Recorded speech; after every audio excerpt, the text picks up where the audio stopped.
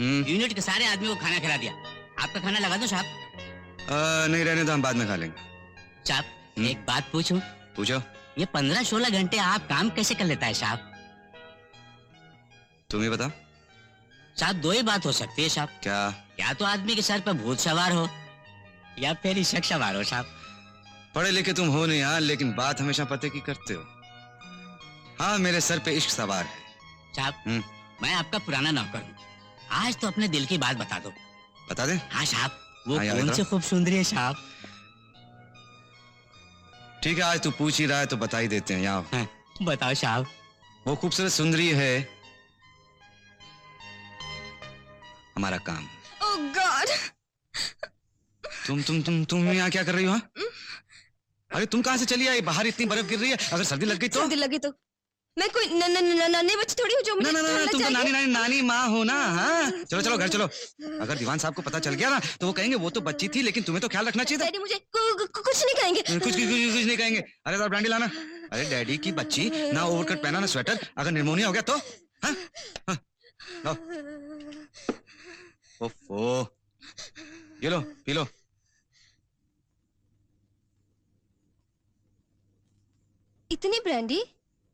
इतनी ब्रांडी मैं तब पीती थी जब मैं 4 साल की थी।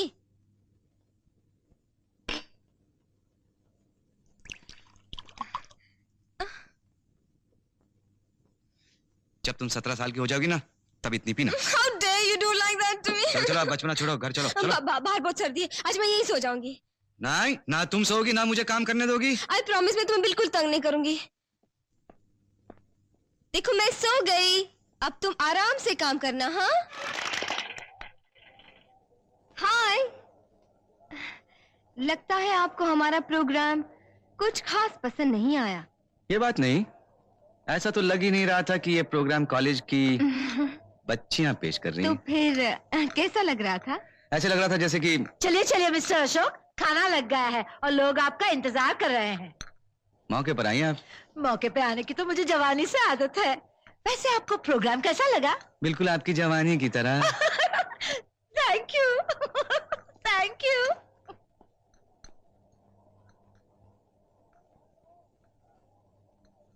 नमस्ते अशोक जी, कैसे आपको हमारा प्रोग्राम कैसा? Hi Asha. Hi Raju, how are you? Long time no सी।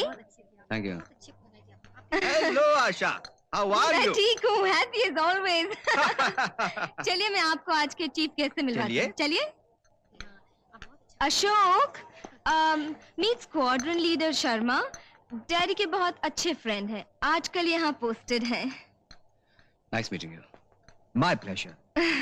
लीजिए मिस्टर अशोक, मैंने अपने हाथ से ये प्लेट आपके लिए बनाई है। अरे ये क्या किया मैडम आपने? क्यों, क्या हुआ? ये तो मच्छी बिल्कुल नहीं खाते, इनके लिए तो मैंने खास तौर से दम आलू और नरगिसी कोफ्ते बनवाए हैं, मैं अभी लाई।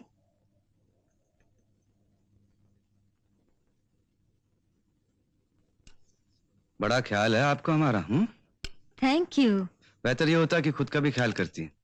ये बेहुदा ड्रेस और ये डांस, घूर रहे थे लोग। बच्चों को क्या फर्क पड़ता है? सर्दी लग जाती। मेरे पास तो ढांपने के लिए कुछ भी नहीं है, अगर आपके पास कुछ है तो ढांप दीजिए। ओह आई सी है।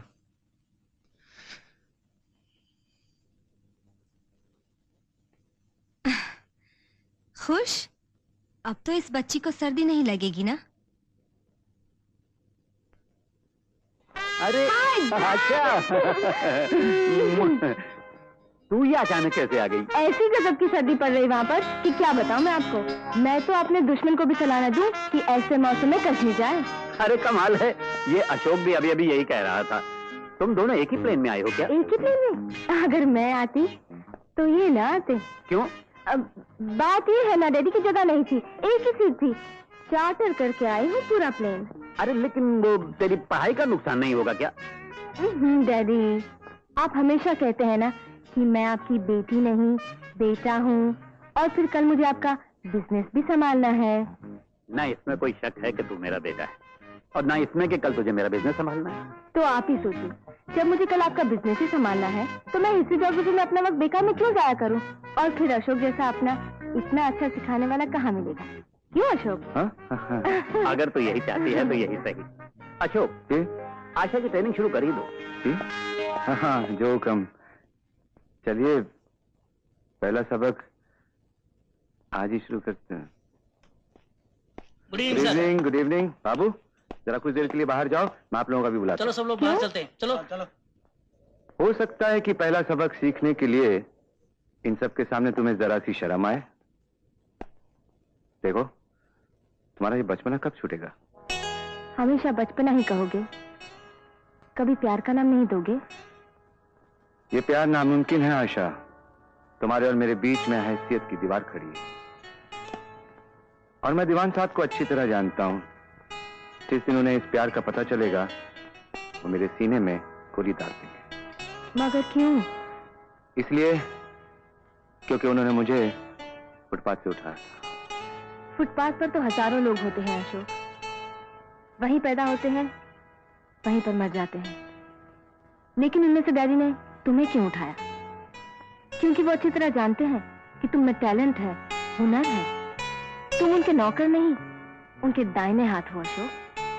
दीवान साहब अपना दाहिना हाथ काट लेना पसंद करेंगे, लेकिन उसे अपनी इकलौती बेटी का हाथ देना पसंद नहीं करेंगे। ये जानकर भी कि उनकी बेटी बैठते उठते सोते जागते आंखों में सिर्फ तुम्हारी तस्वीरें घूमती रहती है। हर तस्वीर के दो पहलू होते हैं। इस तस्वीर का एक पहलू तुम देख चुकी हो आशा, तस्वीर का दूसरा पहलू नहीं देखा तुमने। अशोक, क्या तुम किसी दूसरी लड़की से प्यार करते हो? सब कुछ देख कर मौत की ये आवाज इस घर में कैसे आई? जीवन जितना आप इतने घबराए हुए क्यों नजर आ रहे हैं दीवान साहब? इस गाने से कोई आपका ताल्लुक है? अशोक, कहाँ खो गए थे तुम? मैं तुम्हें ढूंढ ढूंढ कर हार गई। कितने दिनों से तुम्हारा इंतजार कर रही थी कि तुम आओ तो तुम्हें खुशखबरी सुनाओ। खुशखबरी? हाँ, मैंने डैडी को सब कुछ बता दिया, अपने बारे में, तुम्हारे बारे में, अपने प्यार के बारे में। तो क्या बोले आपके डैडी? डैडी ने कहा कि वो मुझे हर वो चीज दे सकते हैं जो इस दुनिया में मौजूद है। कैसे देंगे वो चीज जो इस दुनिया में मौजूद ही नहीं? छोड़ो ये जज्बाती बातें। जानते हो तुम्हारी वजह से मेरा कितना नुकसान हुआ है? मेरी वजह से जो कुछ भी हुआ है उसमें आपका नुकसान भी शामिल है। हाँ, विनी ने तुमसे अपनी इंसल्ट का बदला लेने के लिए मेरे कारोबार का सत्यानाश कर दिया है, मेरे सारे क्लाइंट छीन लिए। अगर यही हालत रही तो चंद ही रोज में हम नमक के एक एक दाने के लिए मोहताज हो जाएंगे। दीवान साहब, मुझे नमक का जायका ही नहीं, मुझे नमक की कीमत भी मालूम है। विनी आपके रास्ते से हट जाएगी, चाहे मुझे उसके कदमों में अपना दिल ही क्यों ना डालना पड़े, चाहे मुझे उससे प्यार ही क्यों ना करना पड़े। नहीं अशोक, नहीं, ये क्या कह रहे हो तुम? तुम्हारा प्यार खो गया तो मैं जिंदा नहीं रह सकूंगी। भगवान ने चाहा तो हम कोई और बिजनेस कर लेंगे। तुम दीवान साहब को नहीं जानती, वो हार मान के रास्ता बदलना नहीं जानते। आशा, ये बिजनेस है और बिजनेस में हर चीज कुर्बान की जा सकती है, चाहे वो दिल हो, दिल का प्यार हो। अशोक, रोके ना डैडी, प्लीज रोके ना। अशोक सुनो तो। तुम समझते हो कि अशोक पहली बार विनी के पास जा रहा है? अरे उनका रोमांस तो इतना पुराना हो चुका है कि अब उसे शादी की बदबू आने लगी है। हमारी जुबान का एतबार नहीं तो अपनी आंखों को आजमा लो।